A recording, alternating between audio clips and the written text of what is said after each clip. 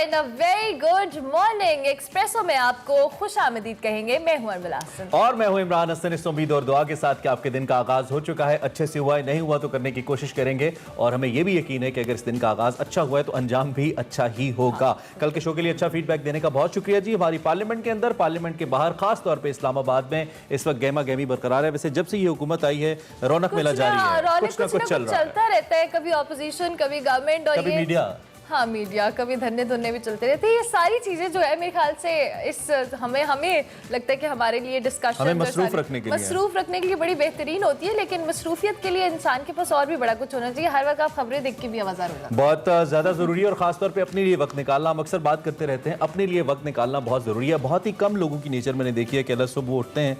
मुझे एक दिन उठने का इत्तेफाक हुआ तो मैंने देखा कि सड़कें गलियां वीरान होती हैं, लोग नहीं निकलते घरों से। यानी कि अपनी सेहत के ऊपर लोग कम तवज्जो देते हैं, जॉगिंग के लिए या वॉक करने के लिए। शाम के वक्त फिर भी कुछ लोग नजर आते हैं, लेकिन अब तो मौसम अच्छा है, लोगों को निकलना चाहिए। अब आहिस्ता मौसम बेहतर हो रहा है। लाहौर का वेदर वैसे मुझे लगता है आहिस्ता आहिस्ता बेहतरी की तरफ जा रहा है। तो आप सब सुबह की वॉक भी अपनी रूटीन का हिस्सा बना सकते हैं। थोड़ा सा टाइम खुद को देना चाहिए, चाहे वो किसी भी सूरत में हो।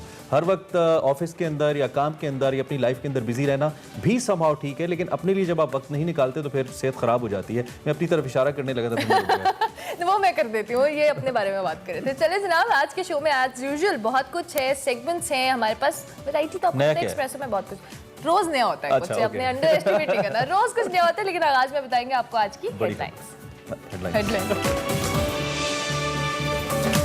वफाकी वुज़रा के इल्जामात पर election commission in action. Fawad Chaudhry और आजम सवाती को नोटिस भेजने और इल्जामात के सबूत मांगने का फैसला। वज़ीर आज़म इमरान खान को रूसी सदर व्लादिमीर पुतिन का टेलीफोन। दोनों रहनुमाओं का अफगानिस्तान की सूरत हाल पर तबादला ख्याल। महंगाई के सताए अवाम के लिए अच्छी खबर। वजीर खजाना शौकत तरीन का आटा, चीनी और दालों पर कैश सब्सिडी देने का ऐलान। वैक्सीन की पहली डोज न लगवाई तो फौरी लगवाएं, वगरना सख्त पाबंदियों के लिए तैयार हो जाएं। हुकूमत ने पाबंदियां मजीद सख्त कर दी। Segment over a cup of coffee में शोबिस की दुनिया में अकेडमी की हैसियत रखने वाले मारूफ अदाकार खालिद सलीम बट होंगे एक्सप्रेसो के मेहमान। पाकिस्तान में खित्ते की कदीम तहजीब पर फिल्म या ड्रामा क्यों नहीं बनता, जानिए सेगमेंट माइंड मैटर्स में। 7 साला घुड़सवार और मिक्स्ड मार्शल आर्टिस्ट अनाया डार होंगी एक्सप्रेसो की मेहमान। और बेमिसाल अदाकारी से लोगों के दिलों पर राज करने वाले अदाकार जमील फखरी के मद्दाह आज उनकी सालगिरह मना रहे हैं। अनाया से मिलने का मुझे बड़ा शौक हो रहा है। चलिए जनाब मिलेंगे लेकिन अभी आपको बताएंगे आज की बड़ी खबर। बड़ी खबर में बात करेंगे सबसे पहले बड़ी महाजराई की। तो ईवीएम्स के मामले पर गवर्नमेंट और इलेक्शन कमीशन के दरमियान तनाजा शिद्दत इख्तियार कर गया है। इलेक्शन कमीशन को आग लगाने और इलेक्शन कमिश्नर पर पैसे पकड़ने जैसे संगीन इल्जामात वफाकी वुज़रा को महंगे पड़ने लगे हैं। वफाकी वुज़रा के इल्जामात पर गुज़िश्ता रोज इलेक्शन कमीशन का अहम इजलास हुआ, जिसमें तमाम इल्जामात को मुस्तरद करते हुए फैसला किया गया कि वफाकी वज़ीर इत्तलात फवाद चौधरी और वफाकी वज़ीर रेलवे आजम सवाती को कंटेम्प्ट नोटिस भेजे जाएंगे और इल्जामात के सबूत मांगे जाएंगे। इलेक्शन कमीशन के एलामिये में पेमरा को हदायत की गई है कि ऐवान सदर, सेनेट स्टैंडिंग कमेटी की कार्रवाई और प्रेस ब्रीफिंग से मुतालिक मुकम्मल रिकॉर्ड पेश करे ताकि तमाम रिकॉर्ड मुरतब करके वुज़रा के खिलाफ कार्रवाई को मंतकी इंजाम तक पहुंचाया जा सके। बात मुश्किल होती जा रही है। इलेक्शन कमीशन के एलामी के बाद वफाकी वज़ीर इत्तलात फवाद चौधरी का रद्द अमल भी सामने आ गया। उन्होंने अपने ट्विटर पैगाम में वाज़ेह किया कि इलेक्शन कमीशन का एहतराम अपनी जगह है, नोटिस आया तो तफसीली जवाब दिया जाएगा। शख्सियात के सियासी किरदार पर बात करना पसंद नहीं तो कंडक्ट गैर सियासी करें। तनकीद शख्सियात के कंडक्ट पर होती है, इदारों पर नहीं। शख्सियात गलतियों से मुबर्रा नहीं है। फवाद चौधरी साहब ने ऐसा भी कहा। ऐसा लगता है वफाकी वजीर डट गए नोटिस के। इसी सूरत हाल पर बात करेंगे। पाकिस्तान तहरीक इंसाफ के सेनेटर भी हैं, सीनियर कानूनदान भी हैं, बैरिस्टर अली जफर साहब इस वक्त हमारे साथ मौजूद हैं। उनसे ज़रा पूछते हैं कि वो इसको अपनी कानूनी और सियासी निगाह दोनों में किस तरीके से देखते हैं। बैरिस्टर साहब बहुत शुक्रिया सुबह हमें ज्वाइन करने के लिए और आपको सुबह बखैर भी। सबसे पहले तो मैं आपसे पूछना चाहूँगा कि एक कानूनदान होने की हैसियत से ये जो तनकीद वफाकी वज़रा ने की है एक आईनी इदारे के ऊपर, क्या आप समझते हैं कि ये ठीक तनकीद है? और जैसे फवाद साहब कह रहे हैं कि उन्होंने इनफरादी तौर पर ये तनकीद इदारे पे नहीं बल्कि अशखास के ऊपर की है, क्या तब भी ये जायज़ है तनकीद करना आपके ख्याल में? जी देखें, दो बातें मैं करता हूँ। सबसे पहली बात तो ये है कि इलेक्शन कमीशन ऑफ पाकिस्तान एक आईनी इदारा है जी, और इसके पास इख्तियार है कि अगर उसकी कोई कंटेम्प्ट करता है, कोई उसकी ऐसी बात करता है जो उसकी रेपुटेशन को खराब करे, तो वो नोटिस दे सकते हैं। ये तो उनके कानून में लिखा है कि चेयरमैन जो इलेक्शन कमीशन ऑफ पाकिस्तान का है वो नोटिस दे सकते हैं अगर कोई कंटेम्प्ट करे। अब दूसरी बात ये है कि कंटेम्प्ट क्या होती है? क्या कंटेम्प्ट तनकीद होती है या कंटेम्प्ट कोई उससे बढ़ के बात करे तो फिर वो कंटेम्प्ट के दायरे में आती है? ठीक है। मेरी नजर में और कानून की नजर में, अगर आप किसी अदारे पे, चाहे वो कोई सुप्रीम कोर्ट हो, हाई कोर्ट हो, इलेक्शन कमीशन ऑफ पाकिस्तान हो, अगर आप उसकी परफॉर्मेंस के बारे में, उसकी कोई फैसले के बारे में उसको क्रिटिसाइज करते हैं, उसकी तनकीद करते हैं और वो बड़े अच्छे जुबान में होती है, तो फिर वो उस सिचुएशन में कंटेम्प्ट नहीं होती। और अगर कोई नोटिस उस बात पे देगा तो वो नोटिस कानून की नजर में गलत समझा जाएगा।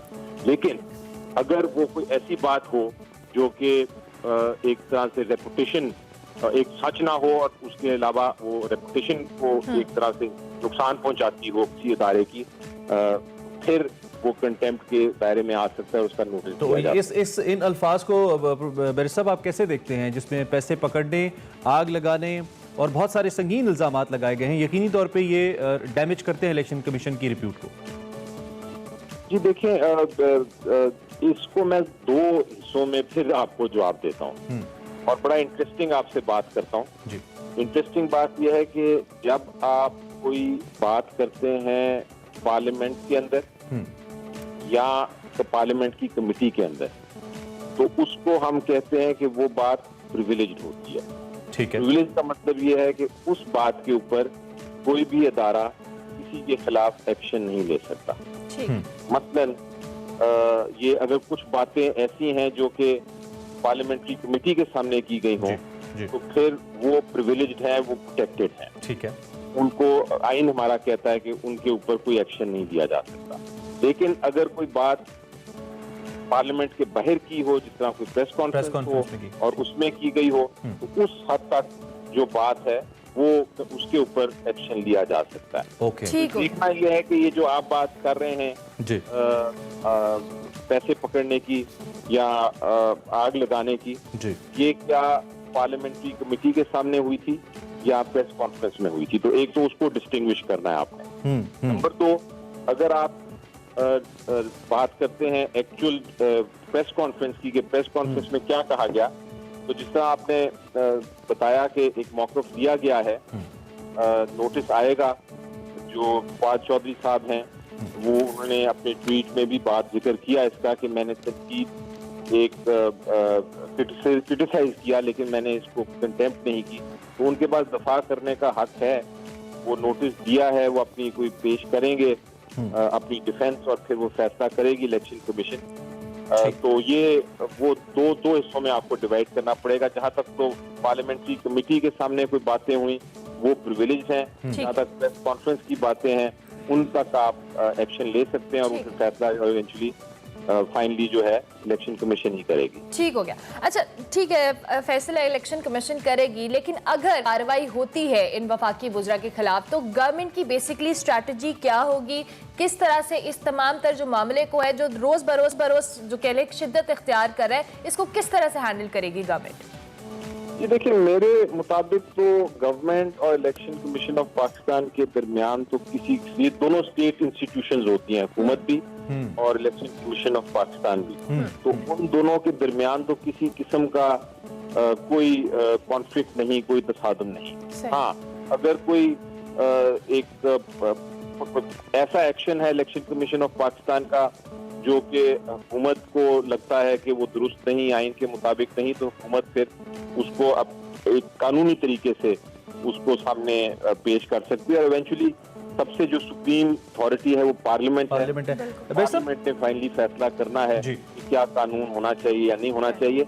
लेकिन गवर्नमेंट का बिल्कुल कोई इरादा नहीं, ना कोई हो सकता है किसी भी हुकूमत का कि वो अपनी ही इंस्टीट्यूशन से किसी किस्म का तसादुम करे, क्योंकि स्टेट इंस्टीट्यूशन को नुकसान पहुंचाने का मतलब ये है कि वो हुकूमत को नुकसान लेकिन बैरिस्टर साहब, आपको भी मालूम है और हमसे बहुत ज़्यादा मालूम है कि नुकसान पहुंच रहा है। जो इस वक्त इलेक्शन कमीशन की जो ओवरऑल साख है, क्योंकि यहाँ तक कह दिया फवाद चौधरी साहब ने कि अगर इतना शौक है इलेक्शन कमिश्नर साहब को तो वो इलेक्शन लड़ लें, और उन्होंने PMLN से उनकी जो मुताबकत है और मफामत का भी इंदिया दिया कि शायद वो भी उनकी कोई हमदर्दी भी मौजूद है। खैर, आपके ख्याल में इस वक्त जिस मामले पर हम डिस्कस कर रहे हैं, इसके बाद हम अगर मजीद आगे बढ़ जाते हैं और हम कहते हैं कि जिस तरह इलेक्शन कमीशन इसके ऊपर अपना एतराज़ किया है, EVMs का मामला है और हुकूमत का बेसिक एतराज़ ये है, वुज़रा का ये कहना है कि अगर EVMs के ऊपर इलेक्शन कमीशन को एतराज़ात थे भी तो उसको पब्लिक करने की ज़रूरत नहीं थी। क्या ये गैर आईनी किया इलेक्शन कमीशन इसको पब्लिक करके, अगर उन्होंने अपने कंसर्न जाहिर की EVM के ऊपर? देखिए, इस पर फिर मैं दो जवाब आपको दूंगा। सबसे पहली बात तो ये है कि जो इलेक्शन जो इस मामले को देख रही थी, इस बिल को देख रही थी, वो उन्होंने बुलाया था और उन्होंने ही कमेंट्स मांगे थे। तो जहां तक वो कमेंट्स दिए गए इलेक्शन कमीशन ऑफ पाकिस्तान की तरफ से, वो तो जायज हैं, क्योंकि कमेटी ने मांगे और उन्होंने कमेंट्स दे दिए। जहां प्रॉब्लम आता है, इसी बात में करने लगा हूं, जहां प्रॉब्लम आता है वो ये है कि वो इलेक्शन कमीशन ऑफ पाकिस्तान को कमेंट्स की हद तक तो इजाजत है, लेकिन इलेक्शन कमीशन ऑफ पाकिस्तान आइन के तहत उन्होंने इलेक्शन उसी तरह कराना है जिस तरह पार्लियामेंट ने कानून बनाया हो। तो इलेक्शन कमीशन के पास ये कोई हक नहीं है कि वो पार्लियामेंट को कहे कि आप ये कानून बना सकते हैं या नहीं। तो एक डिस्टिंक्शन है। जहां तक कमेंट्स का ताल्लुक है, वो तो उनको कहा गया था, बिल्कुल जायज है, लेकिन अगर उससे आगे बढ़ के कोई बात की गई है, अगर ये कहा गया है कि पार्लियामेंट इस किस्म का कानून बना ही नहीं सकता, तो फिर वो एक तरह से गलत है। ठीक है। अच्छा बैरिस्टर साहब, साथ साथ अब चूंकि हम इस EVMs के मामले को भी डिस्कस करें, हुकूमत इस बात पर बज़िद है कि आइंदा जो इलेक्शन होंगे वो EVM के जरिए होंगे, लेकिन गवर्नमेंट, अपोजिशन और इलेक्शन कमीशन, इनकी मुखालफत अभी तक बरकरार है और हम देख रहे हैं कि बहुत एक दूसरे पर इल्ज़ाम तराशी और दीगर मामला भी चल रहे हैं। आपको लगता है कि इलेक्शन कमीशन की मुखालफत के बावजूद जो गैर मुतनाज़ा इलेक्शन है वो गवर्नमेंट के लिए पॉसिबल होगा उनको कंडक्ट करवाना? देखिए, बड़ा आपका इंटरेस्टिंग सवाल है।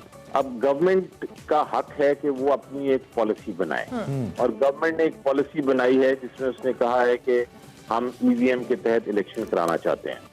इलेक्शन कमीशन ऑफ पाकिस्तान का भी हक है और अपोजिशन का भी हक है कि उसकी मुखालफत करें। वो कह सकते हैं कि ये दुरुस्त नहीं, लेकिन इवेंचुअली ये फैसला कहाँ होगा?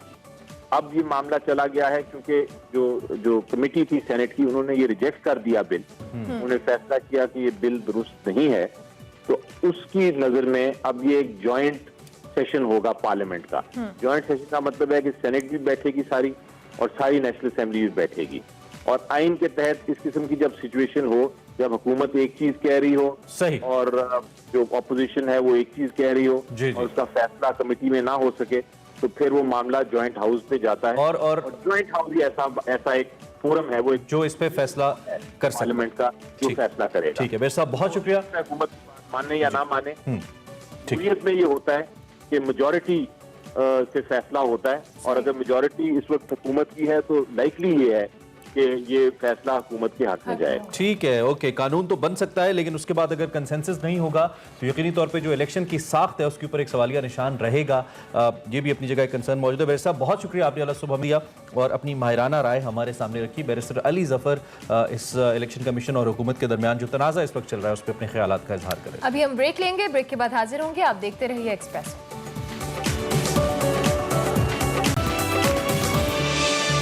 बात करेंगे द लेजेंड, बेमिसाल अदाकार जनाब जमील फ़खरी साहब की, जिनके मद्दाह आज उनकी सालगिरह मना रहे हैं। जमील फ़खरी साहब 15 सितंबर को यानी कि आज ही के दिन लाहौर में 1946 में पैदा हुए। उन्होंने 60 की दिहाई में अदाकारी की दुनिया में कदम रखा, और अगर हम उनके ड्रामास की बात करते हैं तो कौन नहीं जानता अंधेरा उजाला को, जिसमें इंस्पेक्टर जाफिर हुसैन का किरदार उनकी शनाख्त बन गया। और जमील फ़खरी साहब, आज उनकी सालगिरह है, हम उन्हें खिराज तहसीन पेश कर रहे हैं। यकीनी तौर पे बेहतरीन मकाल में और बेहतरीन अंदाज से अपने किरदारों को निभाने वाले और हर किस्म के किरदार को निभाने वाले जमील फ़खरी आज हम में नहीं है, लेकिन उनका काम उनको ज़िंदा रखे हुए है। अल्लाह उनको करीब रहमत करे, आमीन। अभी हम ब्रेक लेंगे, ब्रेक के बाद हाजिर होंगे, आप देखते रहिए एक्सप्रेस। और वेलकम बैक। और अब वक्त हुआ चाहता है माइंड मैटर्स का, जिसमें आज हम बात करेंगे कि हमारी ड्रामा या फिल्म इंडस्ट्री में कदीम तहजीब पर ड्रामाज या फिल्में क्यों नहीं बनती। इसी पे आज बात हो रही। सो देखते हैं आज का माइंड मैटर। अस्सलाम वालेकुम नाज़रीन, मैं हूं वकार अहमद और आप देख रहे हैं माइंड मैटर्स। जब मेरा थर में जाना हुआ तो थर में एक यूँ समझें कि नगर पार्कर का एक पत्थर जो था वो बता रहा था कि वो कितना कदीम है और वो कितनी कदीम दास्तानों का शाहिद है। मतलब आप यूँ समझिए कि थर का एक दरख्त और थर का एक जो पत्थर था या रेत थी वो दास्तान गो थी, वो दास्तानें सुना रही थी। कितनी कदीम तहजीबें वहाँ से गुजरी हैं, उसके आसार हैं, मुकम्मल तौर पे आसार मौजूद हैं, मुकम्मल एविडेंसेस मौजूद हैं। हमारी तहजीब की सबसे खूबसूरत, यानी हमारी जो पुरानी तहजीब है, इसकी सबसे खूबसूरत बात यह है कि वो सिर्फ किताबों की हद तक नहीं है। हमारे पास सारे एविडेंसेस अर्थ के ऊपर मौजूद हैं, ज़मीन के ऊपर हमारे पास सारे आर्कियोलॉजिकल एविडेंसेस मौजूद हैं। ये बड़ी खूबसूरत बात है। और जब तक हमारे पास वो एविडेंसेस रहेंगे तो मतलब शक की कोई गुंजाइश ही नहीं है, दुनिया कैसी शक कर सकती है। लेकिन जब आप उन एविडेंसेस ही ख़त्म होना शुरू हो जाएंगे तो फिर देव मलाई कहानियाँ जो हैं उसकी जगह ले लेती हैं और फैक्ट्स जो हैं वो पीछे चले जाते हैं। हमारे साथ डॉक्टर हमीद साहब बैठे हैं जो कि पंजाब यूनिवर्सिटी में शोबे आसार कदीमा के चेयरमैन हैं। उन्हीं से हम जानते हैं वादी सिंध के हवाले से कि ये कितनी ज़रखेज़ है आर्कियोलॉजी के हवाले से, और क्या काम हो रहा है और क्या काम नहीं हो रहा। अस्सलाम वालेकुम सर। जी वालेकुम सलाम। मैं अभी थार में गया तो वहाँ पे जिस सतह के वहाँ पे एविडेंसेस हैं आर्कियोलॉजी के, और पूरी सिंध जो पूरी तहजीब है, कितनी बड़ी तहजीब है वादी सिंध। मुझे आपकी बात जो जैसे आपने स्टार्ट की मुझे बहुत मज़ा आया और मैं चाह रहा था कि मैं उसको सुनता रहूं। बहुत शुक्रिया। उसकी वजह यह है कि हम चूँकि आर्कियोलॉजी के स्टूडेंट हैं और हमें उन पत्थरों से, उन औजारों से, उन ईंटों से, उन मुजस्मों से बात करना सिखाया जाता है। वो हमसे बात करते हैं और हम उनसे उनकी कहानी जो है वो फिर सुनते हैं और फिर हम उसको एविडेंस की बेस पे जो है वो रिकंस्ट्रक्ट करते हैं। तो एक बहुत ही अच्छा एहसास होता है जब आपके हाथ में वो ऑब्जेक्ट आता है जो कि 5000 साल पहले रहने वाले बाशिंदों के ज़ेरे इस्तेमाल रहा होगा। वो एक आपको एक अजीब सी फीलिंग जो है वो देता है। 5000 साल बाद आप पहली दफ़ा देख रहे हैं जी, ये बजाते खुद एक बड़ा कमाल। उसको देखना, उसको हाथ में पकड़ के महसूस करना और फिर विजुअलाइज करना अपने आप को 5000 साल पहले, जैसा कि आपने कहा है वादी सिंध की तहजीब। तो जो वादी सिंध की तहजीब है उसकी भी जो कहानी है वो ये आर्कियोलॉजिकल जो एक्सपर्ट्स हैं इन्हीं की ज़ुबानी पता चली है। ठीक है। अगर हम ये सवाल करें कि आर्कियोलॉजी ने हमें क्या दिया है या आर्कियोलॉजिस्ट ने हमें क्या दिया है, तो ये आर्कियोलॉजिस्ट ही थे जिन्होंने वहाँ पर खुदाई की और खुदाई करने के बाद पूरी दुनिया को ये मनवाया कि ये जो हमारा ख़िता है इंडो पाक का, इसमें दुनिया की सबसे पुरानी तहजीब वो यहाँ पर रही है।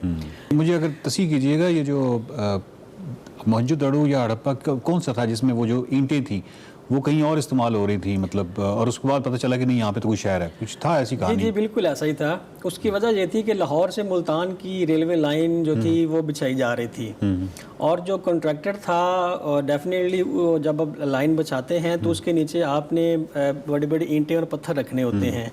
तो वो जो कॉन्ट्रैक्टर था उसको यहाँ से ईंटें मिलना शुरू हो गई हड़प्पा से। ठीक है। तो वो जो ईंटें थी ज़ाहिर है उसका तो पैसे की बचत भी हो गई, उसको बनी बनाई ईंटें मिलना शुरू और उसने नीचे जो है वो अपनी पट्टी के लगाना शुरू कर दी। मैं आपको एक्चुअली यही कहना चाह रहा था कि अगर आर्कियोलॉजी न होती, आर्कियोलॉजिस्ट न होते जी, तो ईंटें का इस्तेमाल जो हो चुकी होती, पता ही ना होता कि कहाँ से वो इस्तेमाल हो चुकी होती और आज हड़प्पा और मोहनजोदड़ो हमारे सामने ना होता। जो आपके 20 रुपए के नोट के पीछे तस्वीर है वो मोहनजोदड़ो की है और ये तहजीब थी। यहाँ पर मैं आपको थोड़ा सा ब्रीफ इसलिए करना चाहता हूँ कि जब हम तहजीब का लफ्ज़ इस्तेमाल करते हैं तो उसका मतलब ये होता है कि वो कल्चर की स्टेज से गुजर चुकी है। ठीक है। ठीक है, पहले कल्चर बनता है। ठीक है। और उसके बाद सबसे पहले कल्चर होता है। जैसे कि सिंध का कल्चर है या पंजाब का कल्चर है, लेकिन हम एक पाकिस्तानी तहजीब उसमें रह रहे हैं ना। ठीक है। तो सबसे पहले कल्चर बनता है। जैसे हमारा पहले मेहरगढ़ कल्चर बना, फिर कोट डीजी कल्चर बना, ये हज़ारों साल पे स्पेन करता है और फिर एक तहजीब बनती है। अच्छा। तो तहजीब का जो अमल है ये अपने आप में हज़ारों साल पे मोहित होता है। अच्छा। जिसको हमने महसूस करना है और दिल के अंदर तक उतारना है कि हम एक तहजीब के मालिक हैं। वाह वाह वाह। वो तहजीब जो कि दुनिया के चंद खितों में पाई गई है, या वो नाइल में मिलती है, या वो दजला फरात के किनारे मिलती है, या फिर हमको इंडिया में, यहाँ पर इंडिया में मिलती है, या फिर येलो रिवर सिविलाइजेशन जो है चाइना में उसमें मिलती है। मैं आपसे आखिर पे सिर्फ आखिरी एक सवाल है, आपको अफसोस होता है कि पाकिस्तान में फ़िल्म का मौजू नहीं रहा है, ड्रामे का मौजू ये नहीं है, मतलब इतना रिच कंटेंट होते हुए हमारे यहाँ ना ये फिल्म का मौजू है ना ये ड्रामे का मौजू है। अदब में हम कह सकते हैं कि चलें, जैसे तार साहब का एक नावल है बहाव, या इस तरह की बहुत सारी चीज़ें हैं जो, लेकिन वो भी कोई इतना बड़े पैमाने पे काम नहीं हुआ जिसको हम कहें कि उसने हक अदा कर दिया हो। तो आपको इस बात का अफसोस होता है? मुझे शिद्दत से इस बात का अफसोस 2 दफ़ा हुआ है। एक तो जब मुझे थोड़ी फिल्म बनाई गई जो कि इंडिया में बनी और जिसमें जिस तरह हक़ाइक़ को दिखाया गया, जगह हमारी यानी यहाँ पे है और फिल्म वहाँ बन रही है, और जो कि हमारा था, हमें बनानी चाहिए थी। हमारे पास वो शहर मौजूद है, उनके पास तो वो था भी नहीं। हमारे पास तो वो पूरा शहर मौजूद है, तो हम नहीं बना सके। तो ये अगर एलिमेंट हमारे पाकिस्तान में भी आ जाए तो मेरा ख्याल है कि ये सारे की सारी चीज़ों को कवर कर देगा। फिल्म इंडस्ट्री, ड्रामा इंडस्ट्री जो है अगर इस पे काम करे तो ये तारीख जो है ये हर घर में पहुंच जाएगी, जहाँ पर कि आप भी नहीं जा सकते, मैं भी नहीं जा सकता, लेकिन मीडिया ऐसा पावरफुल टूल है कि वो जा सकता है। फ़कत हम मोहनजोदड़ो इस तरह की जगहों पे फेस्टिवल करने से वो सेंसिटाइजेशन जो है वो डेवलप, हसासियत डेवलप नहीं कर सकते। बहुत शुक्रिया डॉक्टर साहब। नाज़ ये है कि हमारे फिल्म का, हमारे टीवी का, हमारे अदब का अगर ये मौजू होगा तो उससे एक हसासियत जो है वो परवान चढ़ेगी। मिसाल के तौर पर अदब के हवाले से मैं आपको मिसाल दूँ, बहाव एक ऐसा नावल है, अगर आप बहाव पढ़ लें तो उसके बाद आपको किसी भी आप म्यूज़ियम में जाते हैं या मुख्तलिफ ऐसी जगहों पे जाते हैं तो आपको हर बर्तन जो है उसकी किसी करैक्टर का, इस तरह वहाँ पे एक पारोशनी की करैक्टर थी तो वो पारोशनी का बर्तन आपको नज़र आता है, आपको वो सारे करैक्टर्स जो हैं वो बाहर आ जाते हैं, तो आप ऑटोमेटिकली हसास हो जाते हैं कि ये पुराने वक्त के कुछ लोग थे हमारी तरह जो रह रहे थे और ये चीज़ें उनकी ज़ेर इस्तेमाल थी। तो एक अजीब सा एक तकद्दुस जो है, एक खूबसूरत सा तकद्दुस जो है वो आपके दिल में आ जाता है। देखते रहिए mind matters. Welcome back to Expresso. बात करेंगे कुछ मईशत के हवाले से। तो दिन ब दिन महंगाई बढ़ती चली जा रही है और गरीब के बाद अब सफ़ेद पोश तबका भी बुरी तरह मुतासर हो रहा है। गवर्नमेंट मुसलसल माशी बेहतरी के दावे कर रही है लेकिन आवाम को कहीं भी रिलीफ मिलता नजर नहीं आ रहा, बल्कि माशी सूरत हाल गवर्नमेंट के दावों के बरक्स दिखाई दे रही है। रुपए की बेकदरी मुसलसल जारी है, डॉलर ने तमाम रिकॉर्ड तोड़ दिए हैं और मुल्क की तारीख की बुलंद तरीन सतह पर पहुंच गया है। डॉलर की कदर बढ़ने से गुज़िश्ता 4 माह के दौरान बैरूनी कर्जों के बोझ में 2000 अरब रुपए का इजाफा हुआ है। वफाकी वजीर खजाना शौकत तरीन ने वजीर मुमलिकत बराए इत्तलात फारूक हबीब के साथ मुश्तरका न्यूज़ कॉन्फ्रेंस की और वजीर खजाना ने महंगाई पर वजाहत पेश करते हुए इतराफ़ किया कि IMF में जाने से रुपया कमज़ोर हुआ है और महंगाई भी बढ़ी है। तमाम कोरोना से आलमी सतह पर अशाए ज़रूरिया की कीमतों में इजाफा हुआ है जिसका असर मुल्की सतह पर पड़ रहा है। मुख्तसरन ये कि तब्दीली आ नहीं रही, तब्दीली आ गई है। उन्होंने एक नया निज़ाम लाने का ऐलान करते हुए वज़ीर ख़जाना साहब ने बताया कि खाने पीने की अशिया की कीमतें गरीबों के लिए कम होंगी। एहसास प्रोग्राम का डाटा इस्तेमाल करके आटा, चीनी, घी, दालों और सब्जियों पर टारगेटेड कैश सब्सिडी देंगे। ये वही बातें जो हमारे प्रोग्राम में डॉक्टर आबिद क़य्यूम सुलहरी करते आए हैं कि गवर्नमेंट इस पर सोच रही है। उनका कहना था वज़ीर ख़जाना का कि इसी महीने कीमतों में कमी आएगी और उन्होंने ये भी दावा किया कि IMF को राज़ी कर लिया, बिजली और गैस पर भी सब्सिडी देंगे। तहाँ पेट्रोलियम मसनूआत की कीमतों में बड़े इजाफे की तैयारी शुरू हो गई है। ओगरा ने पेट्रोलियम मसनूआत की कीमतें हम अगर इजाफे की बात करें तो 10 रुपये फ़ी लीटर तक इजाफे की तजवीज़ दी है, जिसके बाद कल से पेट्रोलियम मसनूआत भी मज़ीद महंगी होने का इम्कान है। और डॉक्टर आबिद क़य्यूम सुलहरी साहब ही हमारे साथ मौजूद हैं जो कभी हमारे तुंदो तेज़ और कभी नर्म सवालों का सामना करते हैं, लेकिन ओबियसली माशी माहिर हैं तो हम ज़रा उन्हीं से कंसल्ट करते हैं। डॉक्टर साहब, thank you very much for joining us early in the morning. I hope कि दिन का आगाज़ अच्छा हुआ है आपका। एक बार फिर बड़े बहरानों के अंदर घिरी गवर्नमेंट, कुछ बदला नहीं है और इस वक्त जो सबसे बड़ी खबर मुझे लग रही है वो एक बार फिर डॉलर की कीमत का बढ़ जाना है, रुपए की कदर का घटना है। और दूसरी जानिब हम ये भी कुछ खबरें आ रही हैं कि शायद शरह सूद में भी इजाफा हो सकता है। अगर होता है तो इन्फ्लेशन मजीद बढ़ेगी और महंगाई मजीद बढ़ेगी। ऑयल प्राइसेस का तो हमें पहले पता ही है। डॉक्टर साहब, किधर जा रहे हैं हम, क्या तबसरा है आपका इस सूरत हाल पर? इमरान, आपको इन सारी चीज़ों को ज़रा लिंक करके देखिए। कल की जो कांग्रेशनल हियरिंग हुई अमेरिका में, यहाँ पे कहा गया पाकिस्तान पे ये इल्ज़ाम लगाया गया कि पाकिस्तान जो है उसने डबल रोल प्ले किया और अमेरिका की उस तरह से मदद नहीं की जैसे कि की जानी चाहिए थी। तो जब आप इस तनाज़ुर में देखते हैं तो फिर आपको आहिस्ता आहिस्ता शायद जो अंदरूनी इस वक्त मुआशी गुत्थियां हैं वो सुलझती हुई नजर आएंगी। देखिए, इस वक्त हम IMF में हैं, इस वक्त हम फाटफ के रडार पे हैं, इस वक्त वर्ल्ड बैंक के साथ काम चल रहा है और अमेरिका जो है वो उसके पास एक वीटो पावर होती है sort of due to its shares, क्योंकि सबसे बड़ा शेयर होल्डर होता है वो इन आलमी अदारों में, खा वो IMF हो, खा वो वर्ल्ड बैंक हो। ये टेक्निकल अदारे हैं, लेकिन जब आप इस तरीके की किसी सिचुएशन में आते हैं तो वहाँ पे किसी भी मुल्क की आर्म ट्विस्टिंग जो है उसको बड़ी आसानी से किया जा सकता है। और पाकिस्तान के लिए इस वक्त तकरीबन देखना ये होगा कि जो इमर्जिंग सिचुएशन है खित्ते की, उसमें रहते हुए अपने मुआशी जो मफादात हैं उनका तहफ़्फ़ुज़ किस तरीके से करना होगा। एक तरफ तो जब तक पूरी दुनिया जो है वो और या स्पेशली जो इकोनॉमिक जॉइंट्स हैं जिसमें कि चाइना, अमेरिका, रशिया शामिल हैं, जब तक वो तालिबान नई हुकूमत के साथ मामला तय नहीं करते तब तक आप यूँ समझिए कि हमारी अब आबादी 26 करोड़ हो चुकी है। 4 करोड़ जो हैं अफ़गानिस्तान में अफराद, वो बराह रास्त या बिलवास्ता तौर पे उनको भी हम ही को सपोर्ट करना होगा, खा वो फॉरेन करेंसी है, खा वो वीट है, खा वो फर्टिलाइज़र है जो कि यहाँ से जा रही है। दूसरी तरफ हमें ये देखना है कि हमारे जो बढ़ते हुए कर्जे हैं और जो हमारा करंट अकाउंट डेफिसिट है उसके लिए IMF में रहना अगेन हमारी मजबूरी है। अगर आप IMF छोड़ते हैं तो उसका नतीजा ये निकलेगा कि जिस तरीके से इंपोर्ट्स हो रही हैं और जिस तरीके से करंट अकाउंट डेफिसिट बढ़ रहा है, प्रॉब्लम होगी।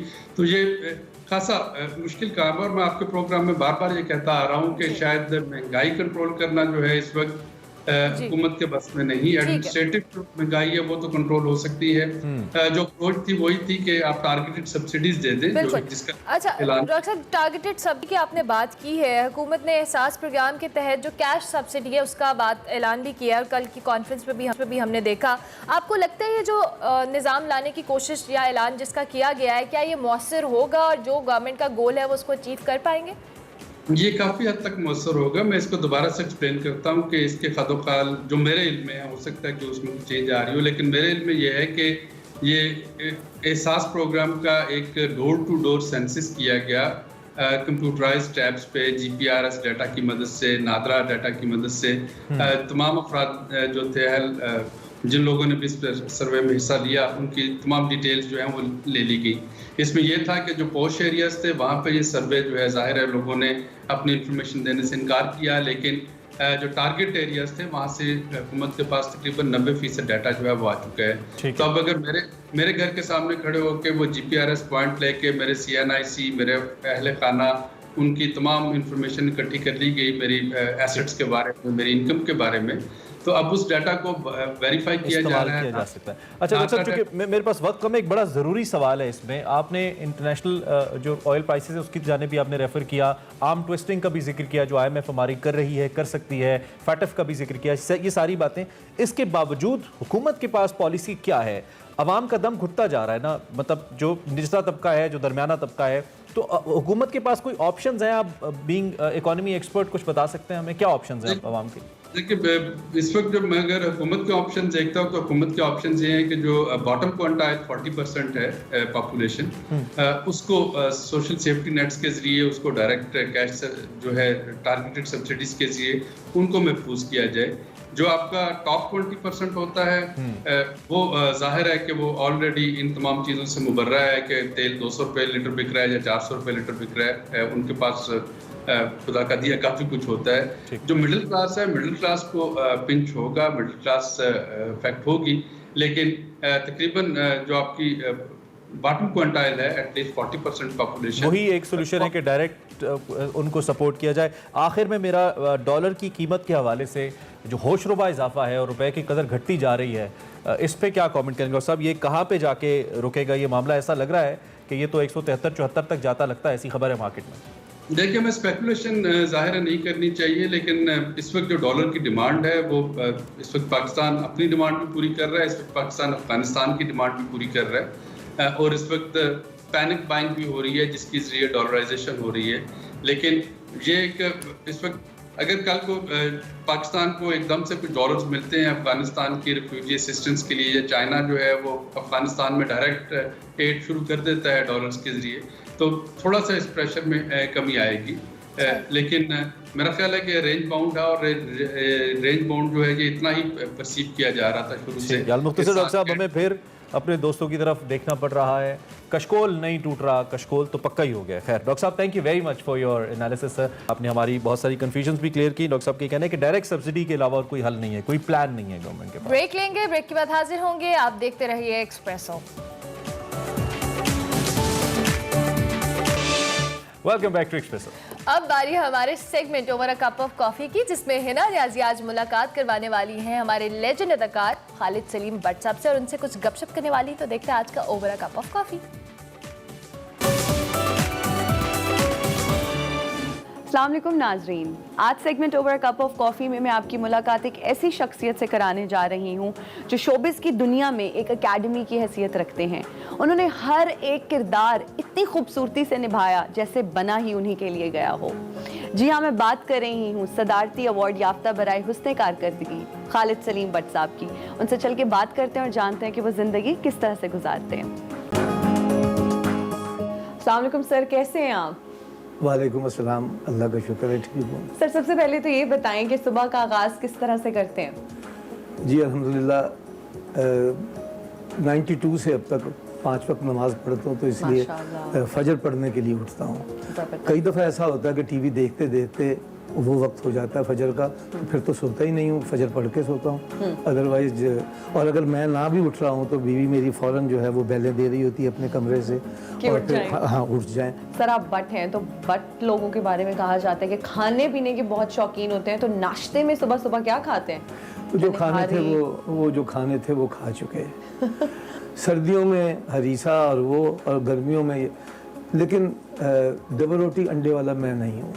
अच्छा, मतलब नाश्ते में पराठा खाते हैं? पराठे से मुराद ये है कि तिला वाला कुलचा, डबल नपेल। जबरदस्त, माशाल्लाह, भूख लग रही है हमें तो सुन के। मैं सबसे पहले घर के पास जो चीज़ देखता हूँ वो तो अब तक मैंने 4 घर खरीद के आगे तरक्की की है जी। हर जगह अल्लाह ताला ने अपना घर मेरे घर के पास रखा है, इतना कि वॉकिंग डिस्टेंस पे। दूसरी चीज़ जो मैं देखता हूँ वो तंदूर देखता हूँ कि कुलचे खा लेते हैं। हाँ जी, वहाँ रिवाज गार्डन में भी और इकबाल टाउन में भी तो लकड़ियों वाला तंदूर था, लकड़ियाँ जलाई जाती थी, उसका टेस्ट जो है वो कुलचे में और तरह का आता है। मुझे ये बताएं कि खाने का तो माशाल्लाह आपको शौक है, क्या खाना बना भी लेते हैं? कभी नहीं, मेरा काम सिर्फ सजेस्ट करना है, चीज़ें ला के देना है और फिर उसके बाद उस पर क्रिटिसाइज करना है। हाँ, ये ऐसा नहीं ऐसा। अब मुझे उन्होंने डराना शुरू कर दिया हुआ है कि अल्लाह ताला के अंदर है चुप करके सब्र करके खाओ, तो अब मैं ये भी नहीं कहता कि नमक ज़्यादा। हमारे तो कोई कसाई जो है वो पुठ की बोटियां बनाते हुए चापड़ गलत मार देता है कि कितना जालिमा, मैं तो उसकी जान निकाल देता हूँ। इतने पर्टिकुलर है क्योंकि कश्मीरी बट है, तो जितना खाने का शौक है ये छोटी छोटी बारीकियों में भी आप जाते हैं। आपका ताल्लुक मुल्तान से है बेसिकली, तो वहाँ पे तो सराइकी बोली जाती है, तो सराइकी तुसां गल करें तो सराइकी तो बहुत मिठी जबान है, तो तुहानू बहुत चंगी तरह आंदी। तुसीं मैनू ये दसो सराइकी दे विच मैं सवाल पुछां कि तेरे बाल होने निकला पढ़ने का शौक नहीं होंदा? बहुत सारे बाल आदन किसी तरह कोई ऐसी शय थी वे कि पढ़ा नहीं, इहदे खिडा क्रिकेट खिडावा तुहानू क्रिकेट दी शौक आई, बैडमिंटन दा ही तुहानू शौक आई, तो तुसां पढ़दे कि नहीं आए?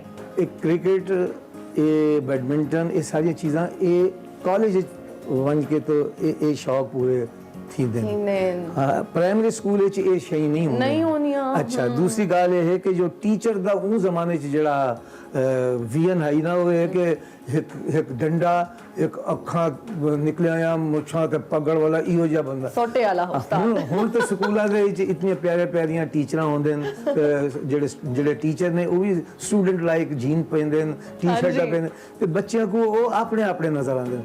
और मेरी खुशकिस्मती तो ये है कि उस पार्टीशन के बाद करनाल, दिल्ली, पानीपत, सोनीपत, रोहतक, यहाँ के लोग माइग्रेट करके आए तो मुल्तान में सेटल हुए, तो हमारे सारे असातिज़ा जो थे वो बहुत अच्छी उर्दू बोलते थे। तीसरी ज़ुबान जो वहाँ लोग ज़्यादा आबाद थे वो थे रोहतक वाले। ये वो लोग थे जो रोहतक हिसार से आए। वाह क्या हाल है तेरा खालिद भाई, सलाम अलैकुम। ओ भाई जब्बार, क्या अभी रिक्शा खड़ा करके आया हूँ, सबूर की शादी में शक्कर का शरबत पिया, ये वो वाले लोग थे। इंजीनियर से अदाकार कैसे बने? इंजीनियर तो मेरे अब्बा बनाना चाहते थे ना, मैं तो बिल्कुल नहीं बनना चाहता था क्योंकि बहुत पढ़ना पड़ता है। मैं इस्लामिया हाई स्कूल दौलत गेट में मैंने मैट्रिक किया 6ठी से 10वीं तक। सबसे पहले तो मुझे मस्जिद में भेजा गया था। अच्छा। मैं बूशर्ट और निकर पहन के गया, मौलवी साहब ने मेरे घुटनों पे डंडे जोर से मारे, खबरदार ये कल कुलुए पाते आए, चल भाग भाग भाग, अंग्रेज औलाद ना होगा। तो मैं उस वक्त से जो डरा हूँ तो मैं दोबारा मस्जिद नहीं गया। मैंने 10वीं में जाके अपना कुरान पाक खत्म किया। कोई ऐसा जिसको आज तक आप देखते हो ना, आप सोचते हो कि ये है रोल मॉडल, और शुरू में जब स्टार्ट किया तो किसने सपोर्ट किया फैमिली में? अगर मैं कहूँ अम्मा ने, अब्बा ने? मैं बादशाह मेरे अंकल थे और मैं कपड़े भी उन जैसे सिलवाता था। मेरी उनसे कोई चीज कॉपी करते थे उनको? हाँ, यस। आज भी करता हूँ, बेख्याली में करता हूँ। मेरी बीवी मुझे बताती है अभी तो भाई साहब की तरह गीता मेरे ख्यालों पे छाई है, एक बेख्याली में हो जाता है। जब मैं फिल्म लाइन में आया हूँ तो फिर मैंने देखा कि मोहम्मद अली साहब बहुत ही मेहरबान। मैंने 5 फिल्में ऐसी असिस्ट की हैं जिसमें मोहम्मद अली साहब और ज़ेबा बेगम हीरो हीरोइन थे, तो मुझे उनके कितने करीब रहने का मौका मिला।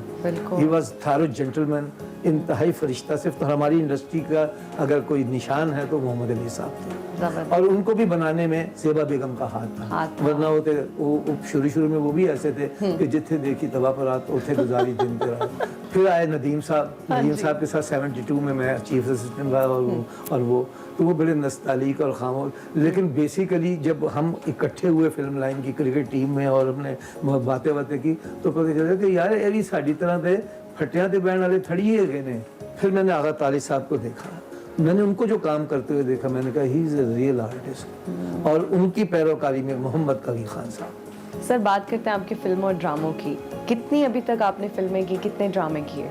फिल्म में तो मैं गो मुश्ताक हूँ मगर आंधी के साथ हूँ। मुझे कभी भी के ड्राइंग रूमों तक रसाई दी है, हमें उनके घरों में, उनके दिलों में, उनके साथ साथ। वरना फिल्म के लोगों के साथ तो अच्छा सलूक नहीं किया जाता था आम मुआशरे में। क्या कोई ऐसा राज है जो बीवी से छुपाया हुआ है, या कुछ छुपाते हैं बीवी से? ऐसा कभी होता है कि पैसे में थोड़े जने छुपा लेना मैं, क्योंकि मुझे बाकी दुनिया की कोई चीज मेरे छुपाने से पहले उसे पता होता है। हम एक दूसरे को इतना अंडरस्टैंड करते हैं कि मैंने जो कहना होता है वही वो पहले से कह रही होती है। थोड़ा सा पीछे जाते हैं, रिवर्स करते हैं। कैसे थे आप? मतलब मोहब्बत हुई, अगर हुई तो कितनी बार हुई? मुझे पता है आपकी बेगम भी इंटरव्यू सुनेंगी, लेकिन जवानी में किसी से तो मोहब्बत ये इतनी दफा उनको खुद भी बताया हुआ, मेरे बहन भाइयों ने भी बताया हुआ, उसने कभी माइंड नहीं किया। अच्छा, खुली किताब है। हाँ, वो कहती है कि हाथी फिरे गला गला जिसका हाथी होता ना।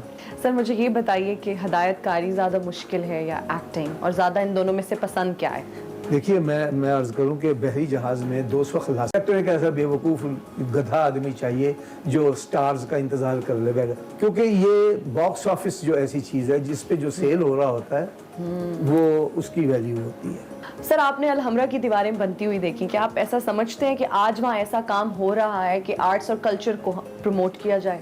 कतई नहीं। रेडियो, टेलीविजन और आर्ट्स काउंसिलें जो हैं ये आर्ट की और उसकी प्रमोशन और तरवीज और तरक्की के लिए होती हैं। जब ये भी कमाने के लिए हो जाए, जब वहाँ ड्रामा करने की डेट की बोलियां लगने शुरू हो जाएं कि जी इतने लाख इतने ये, तो वहाँ आर्ट ने कहा उसने वो कमाना है ना जिसने पैसे लगाए हैं। फिर तो हमने उसी वक्त से छोड़ दिया था। आप ये देखिए, वहाँ एक शो की आमदनी आर्टिस्ट वेलफेयर फंड के लिए जमा होती थी। बिल्कुल। तो हमारा आर्टिस्ट जो है वो टीवी खड़ा लुकान लई सजना ने बुए चिक तान लई, ओ आशिका तो सोना मुखड़ा लुकान लई सजना ने बुए चिक तान लई, चिक तान लई, चिक तान लई सजना ने बुए चिक तान लई। वाह वाह वाह वाह, इतने ज्यादा कैरेक्टर्स प्ले किए। मुझे ये बताइए कि आपका अपना फेवरेट कैरेक्टर कौन सा है जो आपने प्ले किया और आज तक आपको पसंद हो? अयूब खावर साहब प्रोड्यूसर थे पीटीवी पे, उन्होंने 2 किस्तों का एक ड्रामा किया था हमाम में। मैं 95 में उम्रा करके आया तो मैंने बाल टेंड करवाई हुई थी। यहाँ जब पहुँचे तो कोई 15 दिन हो गए थे, तो ज़रा से बाल निकल आए हुए थे। तो अयूब खावर साहब ने मुझे कहा कि ये एक पार्टीशन से पहले के दौर का प्ले है, तो इसमें ये रोल है मास्टर जी का, ये तुमने करना। तो उसमें सिर्फ दाढ़ी लगाई, बाल वो थे, और थोड़ा सा वो कनिंग रखने के लिए ना मकार सा, तो थोड़ी सी मैंने यूँ आँख ऐसे रखा थ्रू आउट। तो वो 2 किस्तों का था। वो इस कदर अच्छा है कि उसमें बहुत बड़ी कास्ट थी, लेकिन लोग आज भी मुझे याद करते हैं। फिर उसके बाद बूटा फ्रॉम टोबा टेक सिंह में खलील साहब ने जो लिखा तो एक डिफरेंट रोल था, लेकिन जब खलील साहब का लिखा हुआ, खलील रहमान कमर जी, साहब जी, का लव लाइफ और लाहौर में मैंने मियाँ जी वारिस अली का रोल किया है ना, हाँ जी। तो आप यकीन जानिए मुझे यूँ लगता था कि मैं अपने वालिद साहब, मैं नहीं हूँ, मेरे वालिद साहब हैं यहाँ, क्योंकि उसमें जो बातें थी उसमें ये मैं 80 साल का उसमें दिखाया, तो इसलिए ये 3 रोल ऐसे हैं। काम करता रहा हूँ, या लोगों को पसंद आए या ना आए, प्रोड्यूसर मुझे समझते रहे हैं कि यार ये सानू नुकसान नहीं देता, ये फ़ायदा नहीं देता, तो नुकसान भी नहीं देता, सो अब तक इसीलिए कर रहा हूँ और करता चला आ रहा हूँ। सर ये बताइएगा कि कौन सा ऐसा कैरेक्टर है जो आपको लगता है कि आपकी शख्सियत के बहुत करीब है? जो आखिर में सबसे अहम मैंने किया, वो मुझे यूं ही लगा कि जैसे अब मैं वो ही हो गया हुआ। देखने वालों को क्या मैसेज देना चाहेंगे? कि मेरे मैसेज ਨੂੰ सुन लेंगे, वक्ती तौर पे कहेंगे नहीं बाबा ठीक कहता पे आगे करेंगे, फिर वही बी पाकिस्तानी, पी पाकिस्तानी, ईट पाकिस्तानी। मैं दुनियावी तौर पे मैं बताता हूँ कि जिस तरह अल्लाह ताला का कानून है, इसी तरह मेरे मुल्क का भी कानून है, इसकी पासदारी करे। रात के 3 बजे भी अगर आपको सुर्ख लाइट नजर आती है तो कार रोक ले। मेरे मुझ पे, मेरे आल औलाद पे, मेरे खानदान पे आपका एहसान होगा। मेरा एक जिम्मेदार शहरी होने का सबूत बस है। मेरा यही बिल्कुल, मैसेज है। बिल्कुल। बहुत शुक्रिया सर आपके कीमती वक्त का, बहुत अच्छा लगा आपसे बात करके।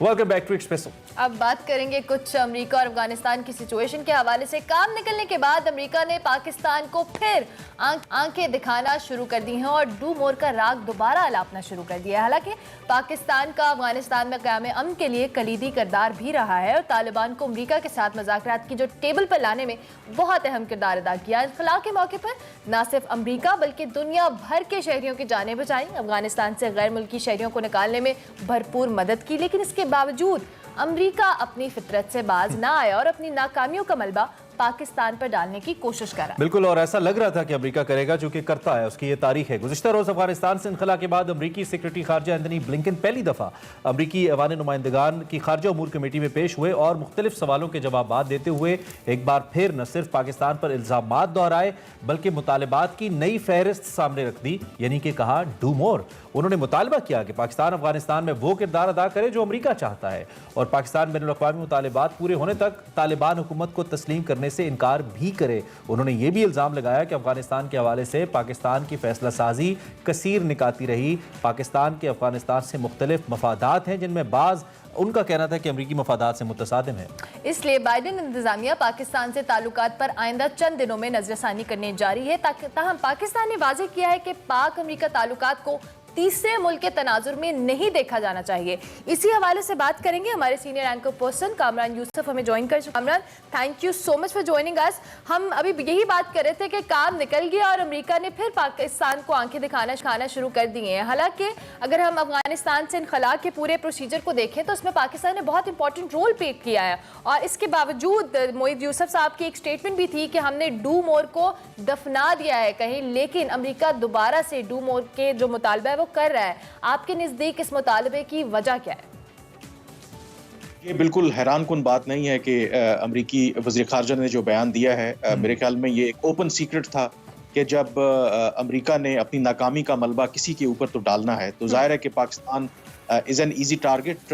तो मेरे लिए तो बिल्कुल हैरान कुन नहीं है और शायद आइंदा आने वाले दिनों में, हफ्तों में इन बयानात में और भी और मज़ीद तेज़ी आए, क्योंकि ये बात मत भूलें कि बाइडेन इंतजामिया को अमेरिका के अंदर खुद बहुत कड़ी तनकीद का सामना करना पड़ रहा है कि जिस तरीके से वहां से उनका केओटिक एग्जिट हुआ है कि 20 सालों में आपने $2.3 ट्रिलियन अफगानिस्तान के अंदर खर्च किए और फिर अफगान तालिबान के हाथों आप शिकस्त खा गए।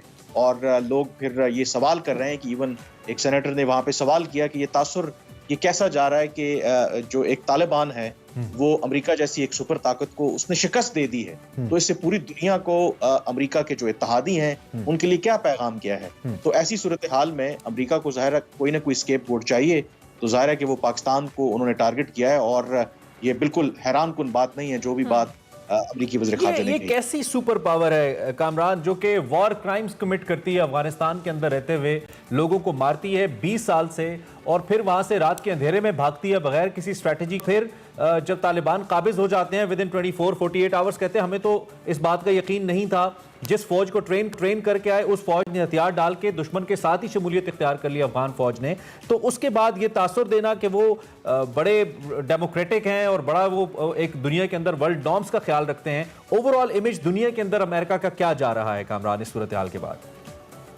देखिए, ये बहुत बड़ी आयरनी है कि एक तरफ अमेरिका दुनिया की सबसे पुरानी जमहूरियत अपने आप को कहते हैं, इंसानी हकूक के अलमबरदार कहते हैं, और जो आखिरी उन्होंने 29 अगस्त को ड्रोन हमला किया उसमें जो 10 मासूम शहरियों को मारा और एक जो इलेक्ट्रिकल इंजीनियर थे, और खुद उनके अपने मीडिया ने ही इस बात को एक्सपोज किया। अगर किसी और मुल्क ने किया होता तो शायद अक़वाम मुत्तहिदा की सलामती काउंसिल का इजलास अभी तक आ चुका होता, पाबंदियां लग चुकी होती। लेकिन बड़ी मशहूर कहावत है कि माइट इज राइट, क्योंकि अमेरिका सुपर पावर है तो उसके लिए 7 खून या 100 खून सब कुछ माफ है।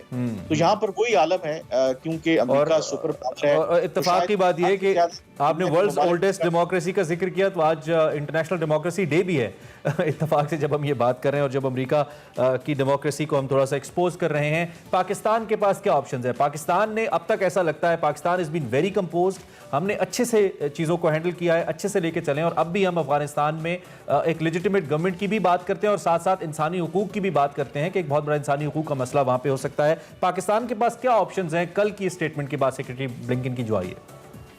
मेरे ख्याल में जो पाकिस्तानी हुकाम है, पाकिस्तानी फैसला साज हैं, उनके लिए, जैसे मैंने कहा कि हमारे लिए अगर हैरान कुन नहीं है जो बाहर से बैठ के चीज़ों को देखते हैं, तो उनके लिए जो behind the scene close door discussions होती हैं, उनको शायद अमेरिका के इस बयान से कोई ज्यादा हैरानी नहीं होगी। जो ऑप्शंस हमारे पास इस वक्त हैं, देखिए, पाकिस्तान जो इस वक्त पहले से ही पाकिस्तान को ये अंदाजा था कि इस तरह का एग्जिट होगा, अमेरिका ने बिलाखिर अफगानिस्तान को तनहा छोड़ के चला जाना है, तो रह जाना है पीछे पाकिस्तान ने और बाकी ममालिक ने, तो किस तरीके से फिर इससे निपटा जाए। तो उस पे ऑलरेडी पाकिस्तान जो खित्ते के दूसरे ममालिक हैं, जो मेजर प्लेयर्स हैं, उसमें सबसे पहले तो इमीडिएट जो नेबर्स हैं अफगानिस्तान के, और फिर चीन और रूस हैं, इनके साथ मिलकर के ऑलरेडी पाकिस्तान ये काम कर रहा है कि अगर अमेरिका इस तरीके से निकलता है तो फिर अफगानिस्तान को वो अफगानिस्तान ना बनने दिया जाए जो 90s में बना था। तो इसकी स्ट्रेटजी पे काम हो रहा है कि अमेरिका की पॉलिसी जो भी हो, खित्ते के बाकी के साथ मिल करके अफगानिस्तान के अंदर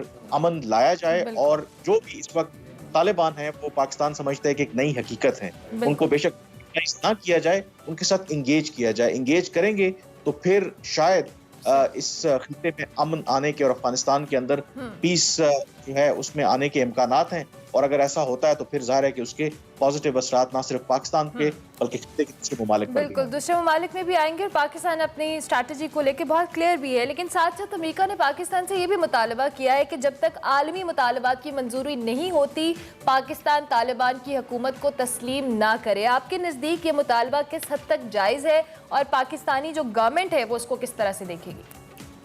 देखिए, पाकिस्तान का भी बज़ाहिर यही मौक़िफ़ रहा है कि माजी के मुकाबले में जब अचानक से पाकिस्तान ने तालिबान की हुकूमत को तस्लीम कर लिया था, इस दफ़ा ऐसा नहीं होगा। पाकिस्तान ज़रूर इंगेज कर रहा है। देखें, कल भी हमारे जो एम्बेसडर हैं काबुल में, उनकी अफगानिस्तान के जो एक्टिंग वज़ीर ख़ारजा हैं उनके साथ मुलाकात हुई, और हम अपना मिशन वहाँ पे मेंटेन किए हुए हैं। तो इसका मतलब है कि एक डी फैक्टो रिकग्निशन तो ऑलरेडी मौजूद है। अब बाकायदा तौर पर कब हम तस्लीम करेंगे, वो तस्लीम करेंगे एटलीस्ट जो खित्ते के ममालिक हैं जिसमें चीन सर फहरिस्त है। जब वो कोई फैसला करेगा तो इन ममालिक के साथ मिल करके पाकिस्तान अफगान तालिबान को या अफगान हुकूमत को तस्लीम करने के हवाले से फैसला करेगा। तो अगर बैनुल अक़वामी बिरादरी या अमेरिका इस पर रजामंद ना भी हुआ, लेकिन खित्ते के अक्सरियती ममालिक इस बात पर एग्री हुए, तो फिर पाकिस्तान जरूर अफगान तालिबान को ये कह रहे हैं कि पाकिस्तान अपने जो साथी हैं, जो रीजनल फेलोज हैं या नेबर्स हैं, उनके साथ जाएगा rather than going for a super power. बिल्कुल मुख्तसरन मुझे ये बता दीजिए कि अब ये बात तो हम कर रहे हैं अमेरिका और इसके हवाले से,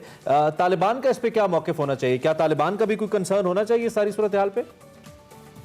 देखिए, तालिबान का कल जो उनके वज़ीर ख़ारजा उन्होंने प्रेस कॉन्फ्रेंस की है, और उन्होंने बज़ाहिर तो यही कहा है कि वो तमाम जो दुनिया के ममालिक हैं, खुसूसन अमेरिका के साथ मिलकर काम करने के लिए तैयार हैं। एक लम्हे पे उन्होंने ये भी कहा कि अमेरिका एक बड़ा मुल्क है और उसे चाहिए कि वो बड़े दिल का मुजाहरा भी करे, और ख़ास करके उन्होंने जिक्र किया कि अमेरिका सुपर ताकत होने के बावजूद ठीक है, thank you very much Kamran for joining us. आपका तजिया हम तक पहुंच चुकी है। अलग सुबह हमें अपने तजिए से आगाह करने के लिए जी क्विकली ब्रेक लेनी है, ब्रेक के बाद वापस। Welcome back to Expresso. Programme का आखिरी हिस्सा है और इस आखिरी हिस्से में एक सरप्राइज आपके लिए हमने रखा था। आज हम आपकी मुलाकात करवाने जा रहे हैं पाकिस्तान की यंगेस्ट हॉर्स राइडर से, जो कि न सिर्फ खुद एक शौक के तौर पर घुड़सवारी करती है बल्कि पाकिस्तान को इंटरनेशनली रिप्रेजेंट करना चाहती है for the first time on any screen. आज हमारे साथ अनाया डार मौजूद हैं और एक्सप्रेसो अपना एजाज बरकरार रखे हुए एक्सक्लूसिविटी का अनाया हमारे साथ स्टूडियोज में मौजूद है। अनाया सिर्फ घुड़सवारी नहीं करती बल्कि मिक्स्ड मार्शल आर्ट्स भी सीख रही हैं और इस वक्त हमारे साथ हमारे में मौजूद हैं। सो अनाया डार को सरप्राइज इज हियर। कैसी हैं आप? अनाया कैसी हैं आप? ठीक है। अनाया कंफ्यूज तो नहीं है? नो। बातें करेंगी हमारे साथ? ठीक। अच्छा ठीक है। आप मुझे बातें करते करते बताएं कि आपको घुड़सवारी का शौक कैसे? मैं सब बता दूं, साथ असद भी हैं जो अनाया के कोच भी हैं, वो भी इन्हें ज्वाइन कर चुके हैं। सो असद वेलकम, आपको भी बहुत शुक्रिया। अब आप पूछें। हाँ जरा बताएं आपको घुड़सवारी का शौक कैसे हुआ? मैं एक दफ़ा मरी गई थी, वहाँ पे घोड़े होते हैं। ठीक है। मॉल रोड पे होते हैं। मैं बैठी उन पे तो मामा ने कहा आ जाओ आ जाओ आ जाओ। मैंने कहा नहीं मामा, मुझे घोड़े पे बैठे रहना है, तो मुझे यहीं रहना है। फिर यहीं रहना? तो कितनी देर बाद आपने घोड़े से उतरी? मामा ने आधे घंटे के बाद। तो ऐसा क्या था, इतना अच्छा लग गया आपको उसके ऊपर राइडिंग करना? इतना अच्छा लगा तो आपने कहा मैंने इसी पे बैठना है। फिर उसके बाद आपने कहा कि अब मैंने घुड़सवारी करनी है, प्रोफेशनली चलाना है। अच्छा, तो कैसा अभी आप सुना है बड़ी ज़बरदस्त आप हॉर्स राइडिंग करती हैं, कैसे करती हैं आप? ऐसे क्या तरीका क्या होता है, थोड़ा समझाएं हमें। अगर मैं करूं तो कैसे करूंगा? हमें भी बताएं। अगर आपको थोड़ा सा तेज करना हो तो नीचे से किक कर दो, तेज हो जाएगा। और जब उसे थोड़ा तेज करने को ट्रॉट कहते हैं। ठीक है। ट्रॉट पे आपको उसके अंदर पाँव रख के उठना और बैठना। ठीक है। क्योंकि थ्रॉट पे अगर ऐसा ना करें तो गिर जा। अच्छा, इनकी आवाज़ है थोड़ी सी इसको हम ठीक कराते हैं आवाज़ को। मीनवाइल जरा वो वीडियो तो दिखाइए जी, जो ये हॉर्स राइडिंग कर रही है। हम चाहते हैं कि जरा नायक की हम वीडियो भी दिखाएं, देखो कि कितनी स्किल्ड है ये, कि कितने जबरदस्त, ये देखिए कितने जबरदस्त तरीके से जो है मतलब जब अनाया स्टूडियो में एंटर हुई तो मैंने इनको देख के बोला कि ये घोड़े पे बैठती कैसे होंगी और ये घोड़े को कंट्रोल कैसे करती होंगी। और उसके बाद अनाया ने हमें प्रॉपर्ली बताया कि किस तरह से वो बैठती है। और ये वीडियोस आप देख सकते हैं कि अनाया इस टीम को लीड कर रही है, लीड करती नजर आती है हमें। अच्छा, तो फिर आप ये बताइए कि जब तेज करना होता है तो किक करते हैं और स्लो करना होता है तो खींचते थे। तो अनाया कभी ऐसे हुआ कि घोड़े से गिर गई हो या चोट लगी? बहुत दफा है। तो आप गिरती हो घोड़े से?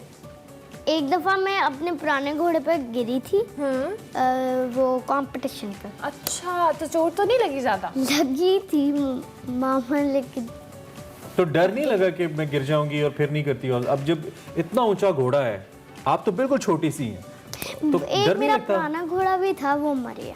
वो मर गया। अब नया लेके लिया तो उस पे मैं 3 दफा भी नहीं 4 दफा गिरी हूँ। तो अब उससे दोस्ती हो गई है उस घोड़े से? थोड़ी सी हो गई है। उनके कोच भी हमारे साथ। असद, हम आपसे जानना चाहेंगे जरा, अनाया चूंकि ऑब्वियसली अब बहुत छोटी उम्र की है और उसके साथ साथ फिजिक भी, स्ट्रेंथ भी उस तरह से नहीं है, तो घोड़े की, इनको घुड़सवारी की आप ट्रेनिंग किस तरह से कराते हैं? अच्छा, इस तरह होता है कि हम लोग जो है वो इनको पहले बेसिक हॉर्स राइडिंग से जो है इनका स्टार्ट होता है, कि जिसमें हॉर्स राइडिंग की जो भी सारी की सारी उससे रिलेटेड जो चीज़ें होती हैं हम लोग पहले जो है वो इनको वहाँ से स्टार्ट करते हैं। फिर जब इनकी वो चीज़ें कवर जो है वो जब हो जाती हैं, फिर उसके बाद हम लोग एडवांस हॉर्स राइडिंग की तरफ चले जाते हैं। और फिर हम लोग जो है उसको सीखना स्टार्ट कर देते हैं। तो ये बेसिक से एडवांस पे चली गई हैं? एडवांस पे चली गई हैं। अच्छा। तो अच्छा, ऑब्वियसली एक छोटे बच्चे को ट्रेन करना, घोड़े की उसके मूड को समझना या उसको राइड करना, इट्स अ डिफिकल्ट टास्क। तो अनाया को आपने किस तरह से समझाया, या क्यों? ऑब्वियसली स्टार्टिंग में बच्ची को समझाना इसकी स्माइल इतने मजे की है ना, बड़े कॉन्फिडेंस है कि क्या मुश्किल बातें कर रहे हो, मेरे लिए कोई प्रॉब्लम ही नहीं है घोड़े को दौड़ाना। अच्छा असद। अच्छा, असल में जो है वो होता ही है कि अब चूंकि इसकी जो एज है वो बहुत ज़्यादा जो है वो इतनी नहीं है, तो मुझे एज अ टीचर नहीं बनना पड़ता। ठीक है। मुझे एज अ दोस्त जो है ना वो इसको सिखाना पड़ता है। उससे होता क्या है कि फिर मैं इसको जो बात भी बोलता हूँ ना, ये सारी बात मेरी मान जाती है कि अच्छा जी, जो है ना वो तो जो है वो ये चीज़ें होती हैं, मतलब ठीक हो गया। तो ये मिक्स मार्शल आर्ट्स भी आप करती हैं, ये कैसे शौक है? ये दो अलग अलग शौक नहीं है, एक जाने घुड़सवारी, दूसरी जाने मिक्स मार्शल आर्ट MMA? ये बाबा ने मेरे डाला है। अच्छा, मुझे भी शौक था, लेकिन बाबा को मुझसे ज़्यादा शौक था कि मैं सीखूं। ठीक है। बाबा ने फिर मुझे आहिस्ता आहिस्ता डाल दिया। अब आप मिक्स मार्शल आर्ट सीख रही हैं। 3-4 मंथ्स हो गए आपको सीखते हुए। तो कैसे पंच कैसे बनाते हैं, जरा बता के बनाए ना हमें। ओह, ओए होए होए होए, वाओ। तो अच्छा, मैंने सुना है कि आप अपनी छोटी बहन को भी सिखा रही थी और उसने आपको ये पंचेस मारे हैं, ऐसा हुआ है? तो फिर आपने भी आगे से मारे? नहीं, मैं नहीं मारती, मैं बस अपने मुंह पे हाथ रख लेती हूँ, मारती। आप सिर्फ डिफेंस करती हैं। अच्छा, हम अगर आपसे ये पूछें कि आपको ज्यादा हॉर्स राइडिंग पसंद है या मिक्स मार्शल आर्ट्स पसंद है, तो दोनों दोनों पसंद है। लेकिन एक चीज अगर कहें कि दोनों में से एक ही करनी है बस अब आइंदा, तो क्या करेंगी? आधी मिक्स मार्शल है, आधी उसने करनी दोनों चीजें हैं। तो अब आप ये बताएं कि आपने फर्दर क्या सोचा है कि आगे क्या करना है? घुड़सवारी, मिक्स मार्शल आर्ट्स भी सीख लिया, और कोई शौक है जो करना है पूरा? कुकिंग। और ये पेंटर भी हैं, ये पेंटिंग भी करती है, मतलब मल्टी टैलेंटेड बच्ची है हमारे पास माशाल्लाह। खाना घर में अच्छा कौन बनाता है, ये बताओ? मामा सबसे अच्छा क्या बनाती हैं? सबसे अच्छा मामा सैंडविच। तो अब आपने सैंडविच बनाना सीखना है, ठीक है? कुकिंग इसी। अगर मैं आपसे कहूं कि जो बच्चे इस वक्त आपको देख रहे हैं, उनको आप थोड़ा सा बताएं कि कैसे करनी है हॉर्स राइडिंग, तो बताएं जरा कैसे करनी है आखिर में। इस टाइम अगर मैं हॉर्स पे होती तो ओए होए, अब वो नहीं बता सकती। वो हॉर्स में होता थी। Thank you very much Anaya, and thank you very much Asad. We wish you a very best of luck कि आप घुड़सवारी करें और be safe. Anaya be safe और अच्छा। और ये अनाया थी, ये जिसे कहते हैं ना छोटा पैकेट बड़ा धमाका। ये हॉर्स राइडिंग करती है, मिक्स मार्शल आर्ट करती हैं, और ये पाकिस्तान की यंगेस्ट हॉर्स राइडर है और इंटरनेशनल प्लेटफॉर्म के ऊपर पाकिस्तान को रिप्रेजेंट करना चाहती हैं। हमने इनको आपसे मुतारिफ करा दिया, अब देखते हैं कि ये मजीद इनकी ये जो सफर है कहाँ तक जाता है। बहुत आगे जाएंगी। अभी हम आपसे इजाजत लेंगे, इंशाल्लाह आपसे हमारी मुलाकात होगी कल। फीडबैक हमारे सोशल मीडिया हैंडल्स पर लाजमी दीजिएगा। कल तक के लिए हमारी तरफ से अल्लाह हाफ़िज़।